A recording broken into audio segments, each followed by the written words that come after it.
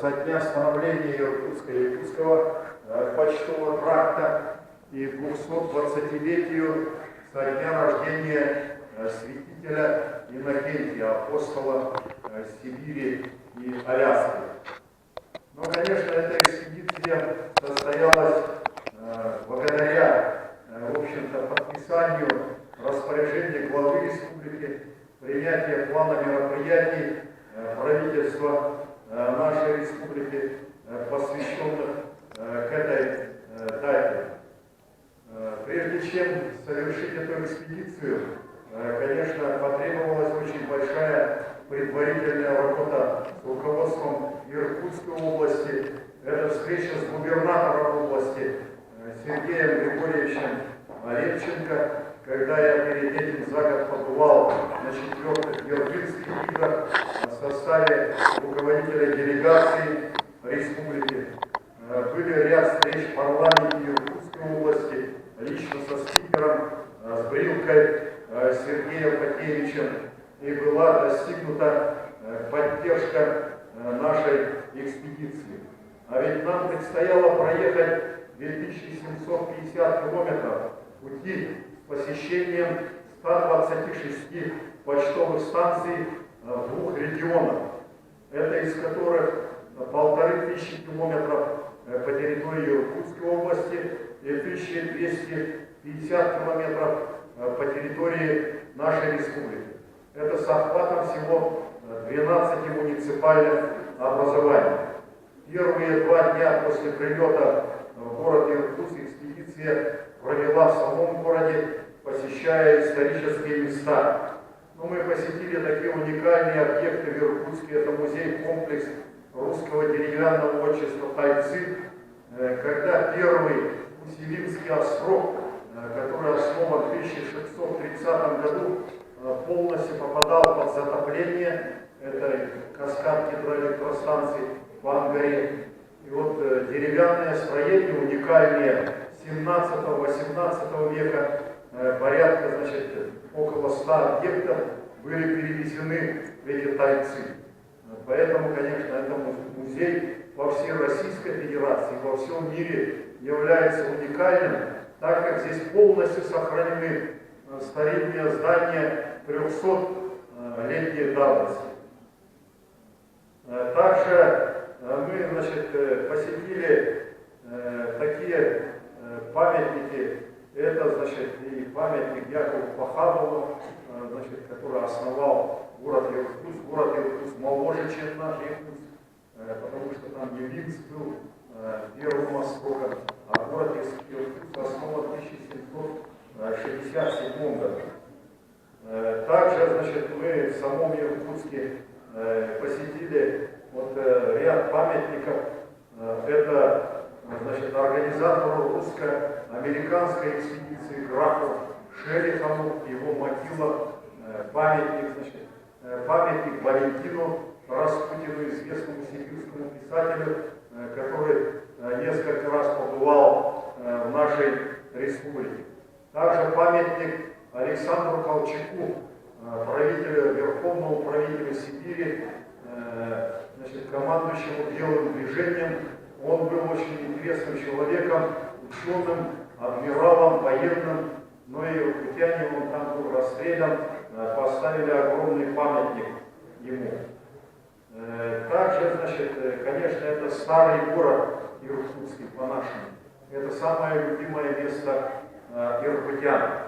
Но 14 июля наша экспедиция, вот 17-й год это был, взяла старт, значит, со старинного здания Иркутской городовой почтовой станции, которая была построена в 1700, вот она как раз прошла, в 1799 году. Это, значит, более 3 веков здание стоит, и до сих пор в нем размещается иркутский почтамт. Также, значит, мы первый день посетили 4 почтовые станции. На первой станции, Хомутовской почтовой станции, недалеко от Иркутска, был нам устроен очень радужный прием с хлебом, солью. Народный коллектив «Россиянка» перед нами выступил, значит, с песнями. Жирдовской почтовой станции нам показали очень хороший краеведческий музей. Усть-Ордынской почтовой станции, это центр бывшего автономного Усть-Ордынского бурятского округа. Значит, нас встретили уже буряты в своих национальных костюмах, своими национальными пениями, танцами, йохарь и так далее. Ну и там очень много бытов, касающихся современного Иркутска и Якутского тракта.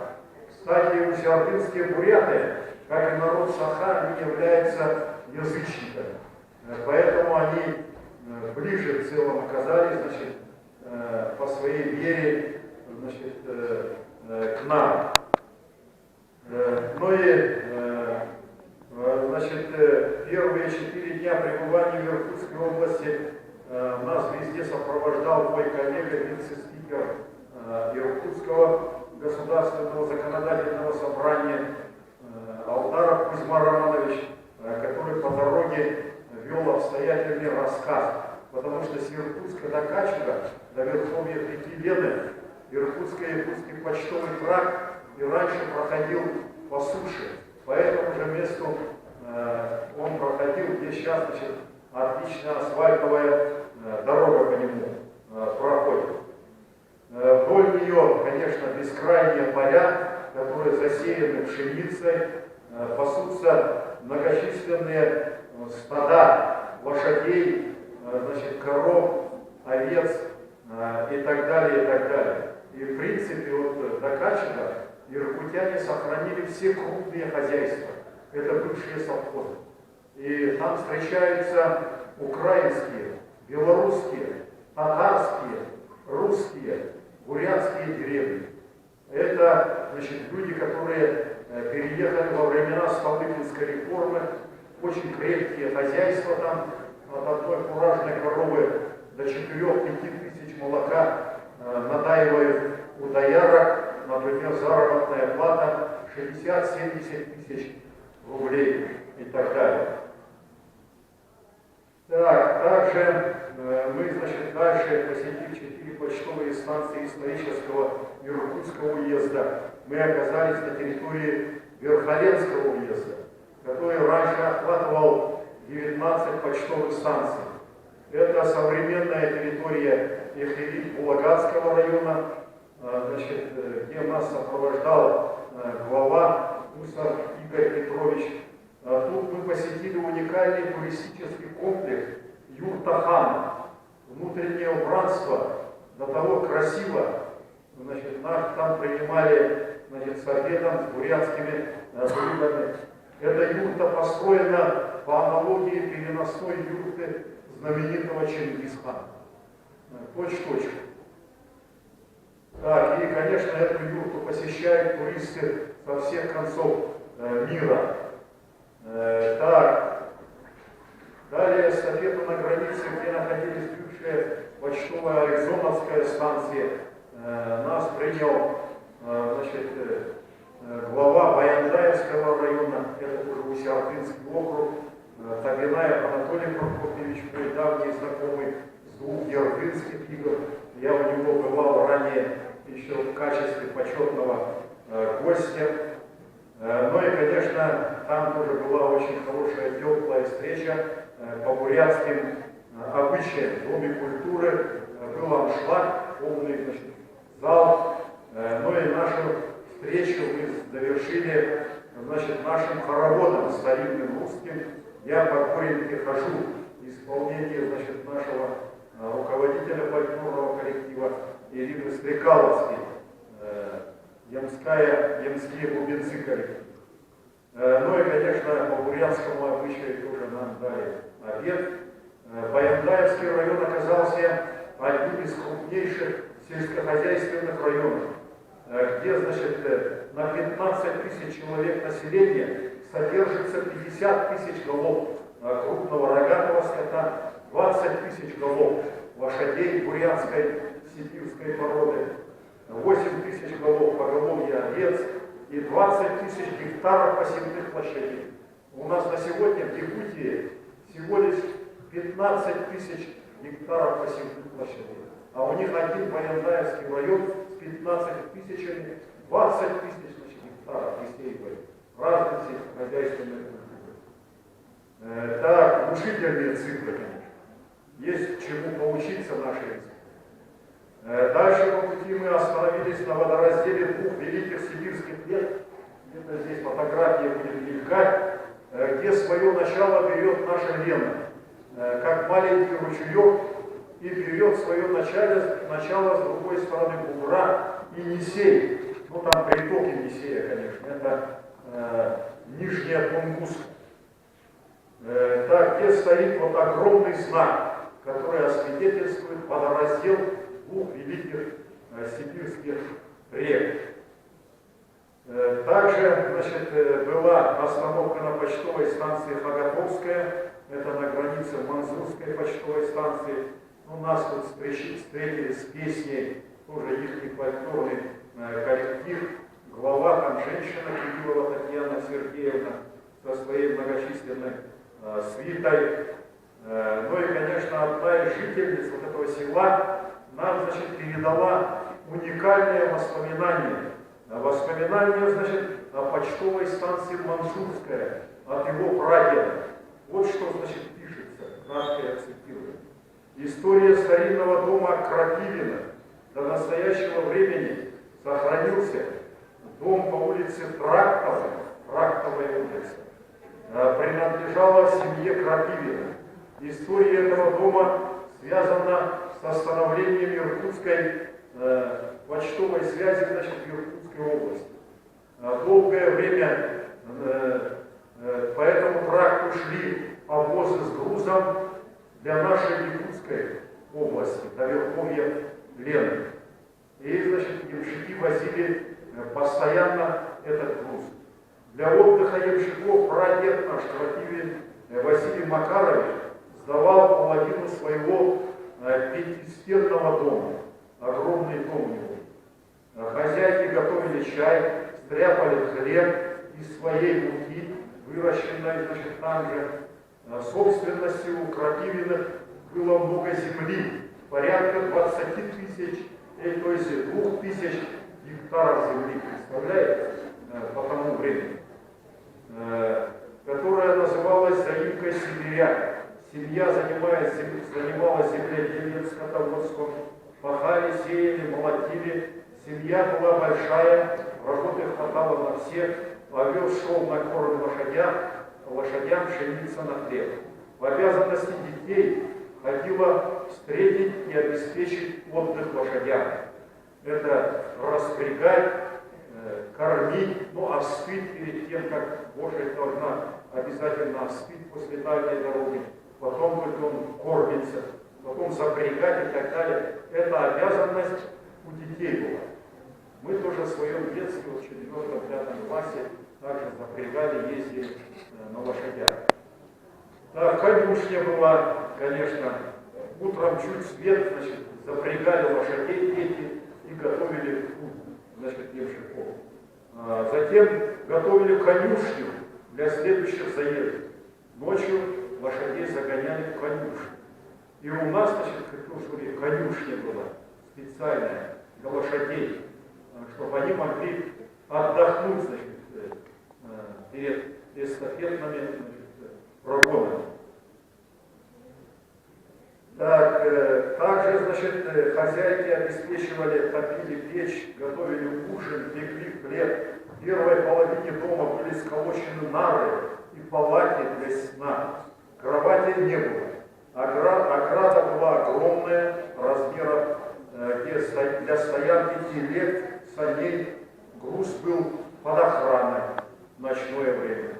Сейчас дом претерпел изменения. В ограду перенесены амбар, баня, убраны конюшни и ненадобности. В доме вставлены пластиковые окна. Дом из лиственницы простоял уже более 300 лет. Представляете, дом с лиственницей. Такие дома прадед Василий Макарович строил со своими сыновьями, значит, по всему тракту Накачина. Советская власть при расплачивании дома забрала, один был вывезен из Манзурки, в другом проживали учителя долгое время. Постоялый двор, значит, это значит, большие постройки, фотографии есть, значит, к нему. Этот двор работал до послевоенный период, это до 950-х годов, пока существовал этот тракт. К вечеру мы дальше прибыли, значит, в районный центр поселок Качек, где проживает 15 тысяч человек, и сразу состоялась встреча с населением. Клуб находился на ремонте, поэтому мы собрались в библиотеке. Значит, состоялась очень интересная, теплая встреча с представителями старшего поколения, которые помнили, как работал этот тракт. Перед нами также выступили и коллективы художественной самодеятельности. Но они, конечно, пели песни советского периода. А наши коллективы, ну, наши, значит, руководители наших коллективов, фольклорная группа, перед встречами, во время встреч пели те песни, которые наши предки привезли здесь 2,5 века назад, значит, песни царских времен, песни 18-19 века. И они были удивлены, как мы в Якутии сумели сохранить эти старинные песни, старинный фольклор.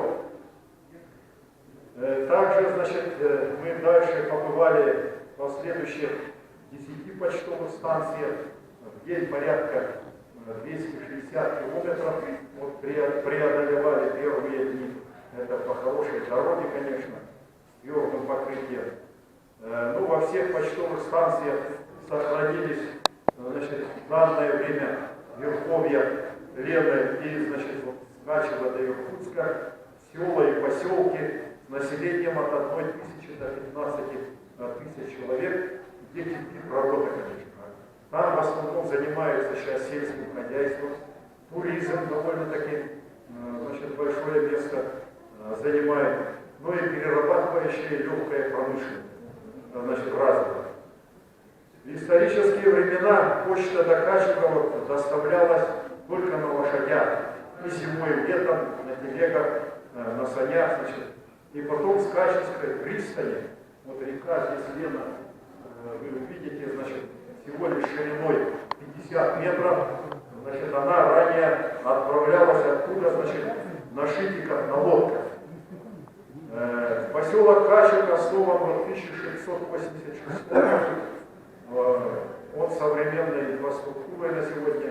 Качевская пристань, конечно, давно не работает, но тут следует учесть, река Лена, верховье, обмелела разы в последние годы. Но это и у нас сказывается, нынче такое лето, обмеления не бывало. А в Иркутской области обмеление почувствовали уже много лет назад. Так, ну Лену в этом месте можно перейти вброд по пояс. Мы с собой привезли оладьи и так далее, и угостили нашу великую матушку-кормилицу верховья Лены по нашим старинным обычаям. Ну, пешеходный мост там через Лену на Качеге находится. Ну и, конечно, на следующий день мы посетили уникальное место, село Ангар. Это, значит, как раз Иркутск готовился к празднованию 220-летию, значит, юбилея, значит, святителя Иннокентия Вениаминова. Памятник стоит, значит, у нас на территории епархии, значит, Иннокентию Вениаминову, где у нас православная семинария. Этот человек прославился тем, что за каких-то 20-30 лет, значит, распространил православие по всему Сибири и по Северной Америке. Он знал 12 языков коренных малочисленных народов севера. И якутским языком, и юкагирским владел, и чукотским, и эвенским, и так далее, и так далее. И, конечно, он сыграл очень большую роль, значит, в освоении Сибири, православия, в идейном, в идеологическом плане. Впоследствии он стал, значит, патриархом всей России, но в то время такой должности не было. Это был, значит, митрополит Коломенский и Московский. И, значит, вот мне спикер, Брин Сергей Фатеевич, земляк вот этого Иннокентия Вениаминова, подарил книгу, третий экземпляр «Жива Россия благодаря Иннокентию». Да, действительно, значит, всю огромную Сибирь, православие и так далее, то, что он проводил огромную работу, и, значит, и состоялась Россия, значит, освоение дальнейшей России по всему северо-востоку, значит, нашей великой страны. Его настоящее имя Ваня Попов. Вот тут есть дом, где он вырос, построенный в начале, значит, 1800-х годов. Это один из старинных домов по всей Сибири. И иркутяне его хранят, ну и, конечно, в Сибианге построен мощный комплекс, значит, к юбилею Иннокентия Вениаминова. Ну, далее мы вернулись на тракт, значит, посетили знаменитые Шишкинские писаницы, где на скалах вдоль берега Лены на протяжении нескольких километров очень много древних писаниц тысячелетней давности. Вот наш герб нашей республики, лошадь всадника, именно взят с этих писаниц. Он находится на высоте 250 метров на скале. Но я, значит, как бывший мастер спорта, покарабкался по этой скале и фотографировался в этой писанице, значит, возле герба, значит, нашей республики. Вот здесь Юрий Георгиевич Данилов, проректор университета, он меня фотографировал в составе нашей экспедиции. Поэтому, конечно, это тоже было уникальное событие посещения этих писаниц, где, значит, исходит герб современной нашей республики. Зачем мы прибыли в старинный уездный центр Верховенска, основанный в 1641 году? Ныне в этом селе сохранились уникальные памятники старины. Значит, это деревянное зодчество, старинные двухэтажные дома. Они поменяли все платники вот в самом городе Иркутске, вот бывшей почтовых станциях, и сохранены уникальные старинные здания по всему тракту Иркутской области. Это надо отдать им, конечно, должное, то, что они сумели сохранить. Тут музей декабристов в Верховенске. 1800 года постройки музейный комплекс, где, значит, бывали, конечно, и декабристы, Бестужев, Марлинский, Каховский и так далее, и так далее. Ну и революционеры известные, значит, наши, Троцкий, Фрунзе, Калинин и другие, они находились в ссылке Верховенска. Ну, дальнейший наш путь лежал в Шигалово. Мы здесь впервые увидели 4 безлюдные почтовые станции, которые были ликвидированы во времена Хрущевской реформы, это 1950-х годах. Так, ну, на границе Жигаловского района, на границе каждого района встречались с хлебом, солью. Тут вот Федоровский Игорь Николаевич, двухметровый сибирский гигант, глава Жигаловского наследия, мастер спорта по волейболу. Он нас, значит, носил на руках, значит, поднимал нас с берега, садил в лодки и так далее. Настоящий сибирский богатырь. Ну, Жигалово это основано в 1723 году. Это очень старинная почтовая станция. Когда река начала медеть Хачки, Верховенской, то, значит, все суда раньше, значит, отправлялись в путь на Якутск именно с этой почтовой станции Жигалово. Так, ну и мы в этом Жигалово, очень хорошая встреча была. Там бабушки тоже, они, значит, помнили, как работал трак. Одна из бабушек была участницей почтовой гоньбы. И, значит, другая бабушка даже нам сыграла на гармонии. и спела частушки. Очень хороший обмен мнениями состоялся. Так, ну и мы с Жигалова уже ехали по нашей великой кормилице Полене Матушке. Ну, тут, конечно, состоялась очень трогательная церемония, прежде чем, значит, нам сесть на водный транспорт. И Лена в этом месте еще мелководная, 200 метров в ширину. Значит, и мы, проплывая в верховьях Лены, значит, увидели настоящую неописуемую природную красоту и экзотику. Лес в этих местах очень крупный, плотный, начинается буквально с берегов. Это кедр, пихта, ель, сосна огромных размеров, березы огромные, черемуха, рябины огромного размера по несколько метров, до 10 метров достигает, значит, размер вот этих деревьев, когда они у нас мелкие. Вода на Лене в тех местах чистейшая. Я спросил у сопровождающего главы администрации, нельзя ли попить воды. Он говорит, ты нас обижаешь, вот кружка, черпай и пей, значит, реки. Тут с ключевой воды вся река чистейшая. Чуть мы проплыли, увидели стаю горных гусей, это локари, черные аисты, орлы, краснокнижные животные.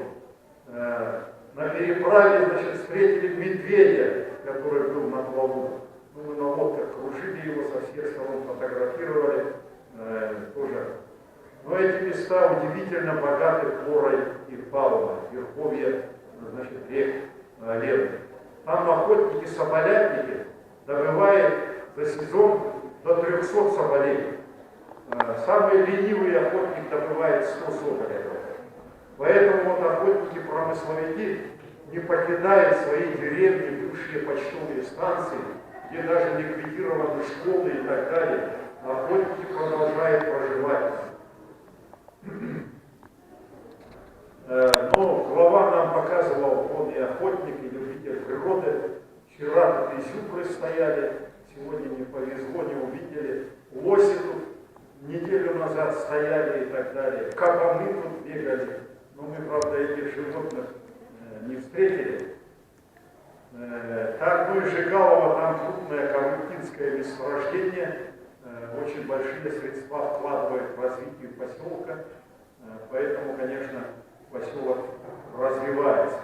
После Жигалова мы посетили Усть-Ялтинскую уникальную, значит, почтовую станцию, где сохранился самый старинный православный храм на всей территории Сибири, построенный в 1804 году постройки. И он в довольно нормальном состоянии. Но его газовики должны отреставрировать, как положено. В Грузновской почтовой станции мы смотрели старинный дом семьи Евжиков и Евдокимова, типичной типовой застройки XIX века, очень хорошо сохранившийся почтовый дом с глинобитной русской печью, значит, ну, со всеми атрибутами евшитского быта, да, ну, где проживает только несколько семей, охотники-промысловики. К вечеру мы подъехали, преодолев 160 километров, делав остановки на некоторых почтовых станциях Сурово, где нас встретил, значит, удивительный человек, новый сибиряк, известный предприниматель и меценат по всей России, значит, хозяин крупного лесоперерабатывающего завода Лена Лессервис Душин Александр Викторович, он сегодня уже мэр города Усть-Кута. Так, ну, нам он, значит, приготовил там и провел очень хорошую экспедицию.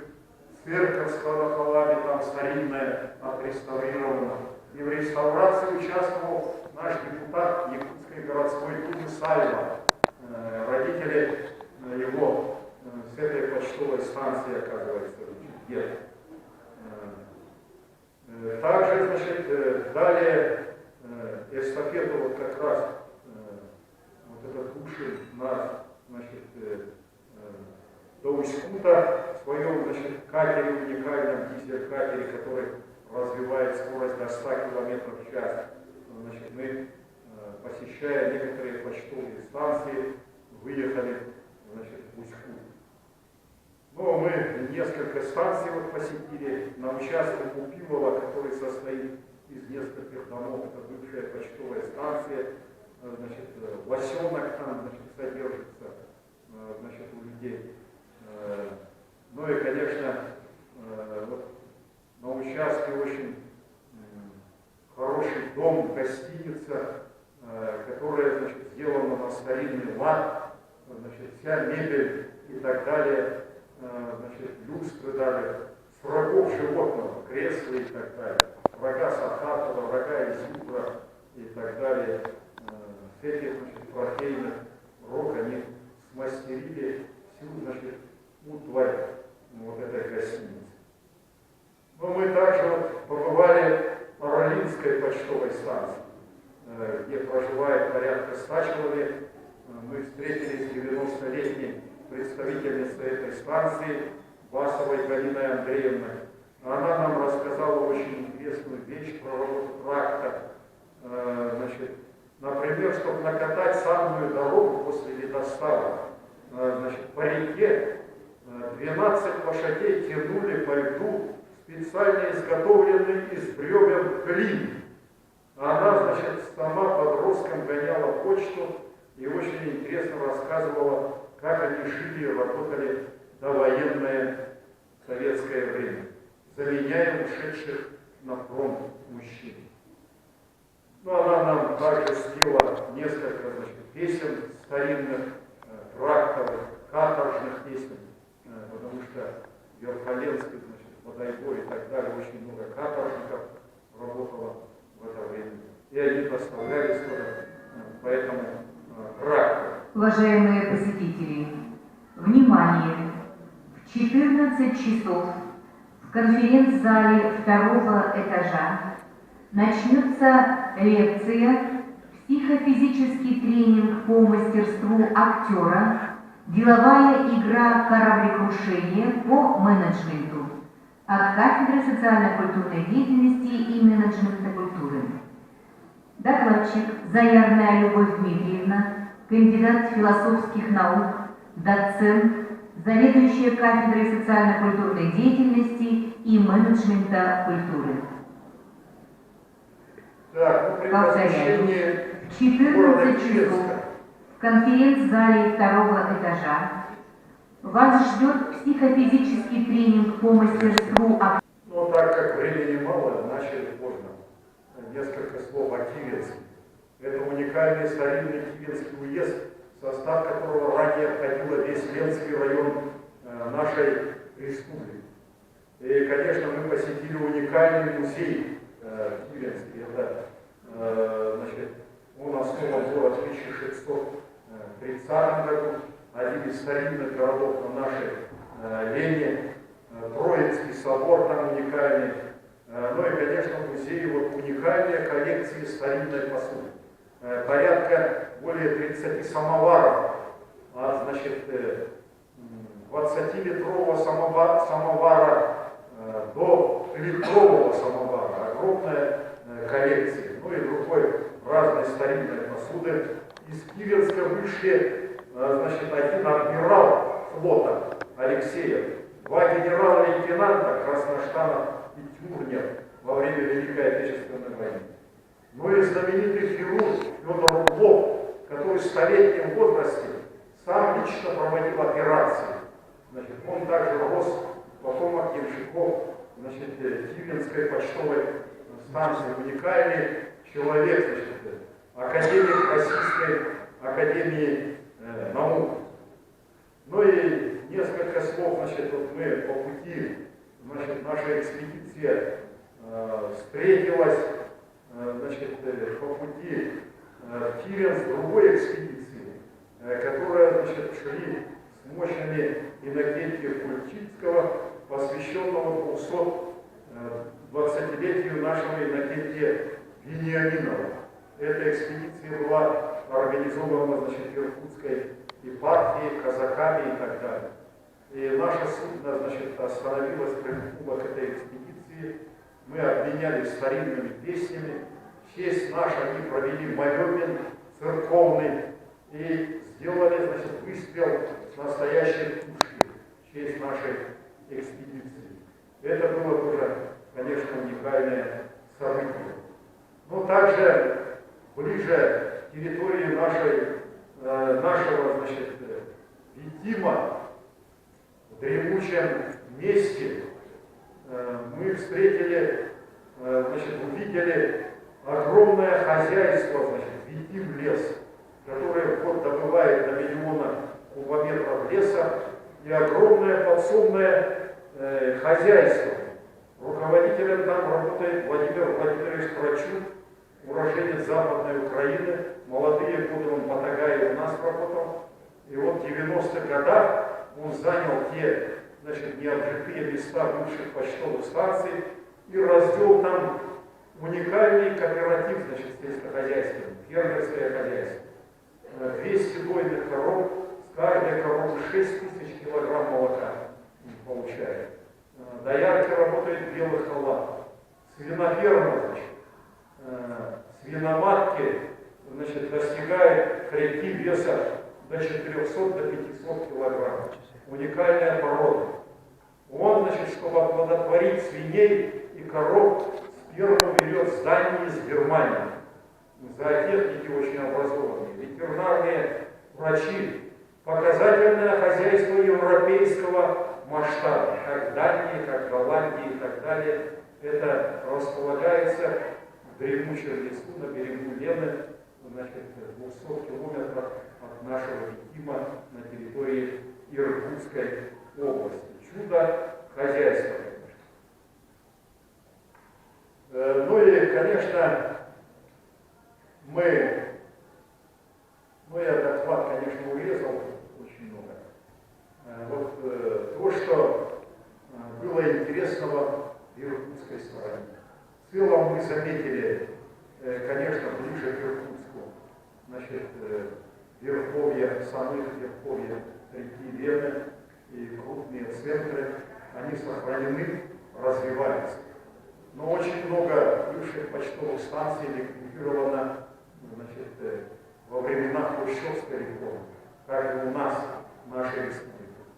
Ну и еще десяток, 15 это даже почтовых станций, 63, ликвидированы там 90-х годах, где проживают сейчас отдельные охотники, закрытые школы и так далее.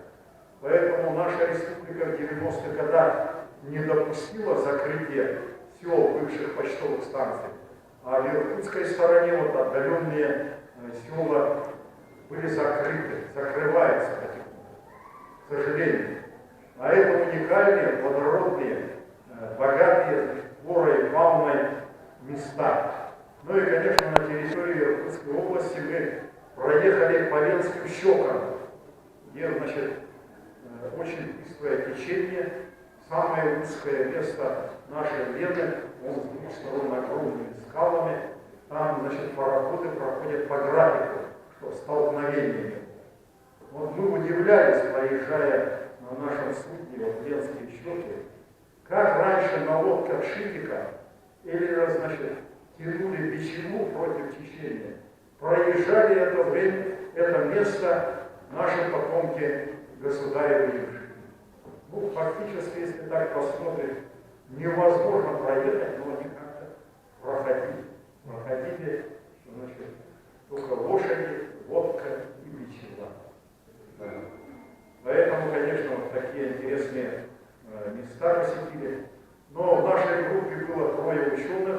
Вот Юрий Георгиевич, кандидат географических наук, Екатерина Алексеевна Скрогова, кандидат исторических наук, сегодня приболела. Ну и я, кандидат экономических наук.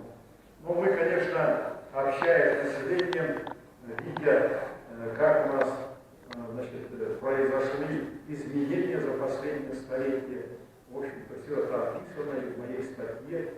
Значит, ну, наши ученые по географии, Юрий Георгиевич по исторической части, Екатерина Алексеевна по экономике, я, но тоже сделали, конечно, довольно много интересных записей. Ну и самое главное, вот наша фольклорная группа, состоящая с руководителей 3 ансамблей, это, значит, ямские бубенцы, Стрекаловская Ирина Егоровна, это, значит, Раздолье и Реченко, Илья Лидия Андреевна и Ямская гармонь, молодежный ансамбль, Стрекаловская, то есть Осекритова Юлия Станиславовна, ну и еще Белкуяна, одна из солисток этих ансамблей, ну и наш народный гармонист Владимир Варфоломеев. И мы в каждой станции, где останавливались на ночевку, где встречались, продемонстрировали старинные наши песни, старинные костюмы. И в Иркутской области нас прозвали старинными людьми трехвековой давности. С нами не было отбоя фотографироваться, особенно в тайцах. Вот и китайские, вьетнамские туристы, с Индии туристы и так далее. Проходу не давали нам везде. Поэтому, конечно, мы провели вот довольно-таки интересную экспедицию, уникальную экспедицию, проехав такой путь. Ну, с Витима до Якутска я завтра расскажу по территории нашей республики. Сейчас до 2 часов, поэтому я сегодня рассказал только якутскую сторону, но завтра сделаем определенное заключение. Поэтому благодарю за внимание, которое слушали, остались до конца. Может быть, какие-то вопросы, но следующий лектор пока не подошел.